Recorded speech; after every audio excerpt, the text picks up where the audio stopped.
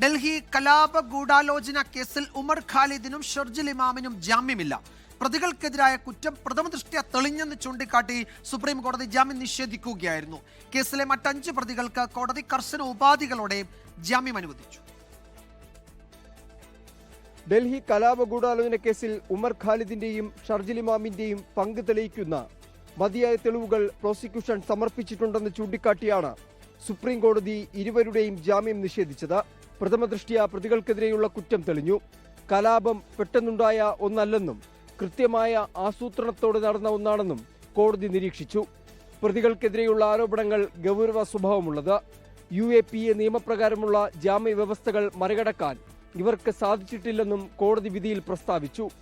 ഉമർ ഖാലിദിനും ഷർജിൽ ഇമാമിനുമെതിരെ ഭീകരവാദ ആക്ട് പ്രകാരമുള്ള കുറ്റകൃത്യങ്ങൾ നിലനിൽക്കുമെന്നും ജസ്റ്റിസ് അരവിന്ദ് കുമാർ.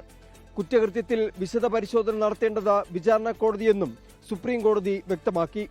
കേസിലെ മറ്റ് 5 പ്രതികളായ ഗൾഫിഷ ഫാത്തിമ, മീര ഹൈദർ, ഷിഫ ഉർ റഹ്മാൻ ഉൾപ്പെടെയുള്ളവർക്കാണ് ജാമ്യം അനുവദിച്ചത്. 12 കർശന വ്യവസ്ഥകളോടെയാണ് ജാമ്യം. വ്യവസ്ഥകൾ ലംഘിച്ചാൽ ജാമ്യം റദ്ദാക്കുമെന്നും ജാമ്യം നൽകുന്നത് കുറ്റകൃത്യത്തിന്റെ ഗൗരവം ഇല്ലാതാക്കില്ലെന്നും സുപ്രീം കോടതി. 2020 പൗരത്വ ഭേദഗതി നിയമത്തിനെതിരായ പ്രതിഷേധങ്ങൾക്ക് പിന്നാലെ നടന്ന കലാപത്തിൽ ഗൂഢാലോചന നടത്തിയെന്ന കുറ്റം ചുമത്തിയാണ് ഡൽഹി പോലീസ് ഉമർ ഖാലിദിനെയും ഷർജിൽ ഇമാമിനെയും അറസ്റ്റ് ചെയ്ത് UAPA ചുമത്തിയത്. അച്യുതൻ, 24 ഡൽഹി. ലോകത്തെവിടെയായാലും ഏത് സമയത്തും 24 വാർത്തകളും ഓഗ്മെന്റഡ് റിയാലിറ്റി പാക്കേജുകളും എക്സ്പ്ലെയിനറുകളും വിശദമായി കാണാൻ ഞങ്ങളുടെ YouTube ചാനൽ നിങ്ങൾക്ക് സബ്സ്ക്രൈബ് ചെയ്യാം.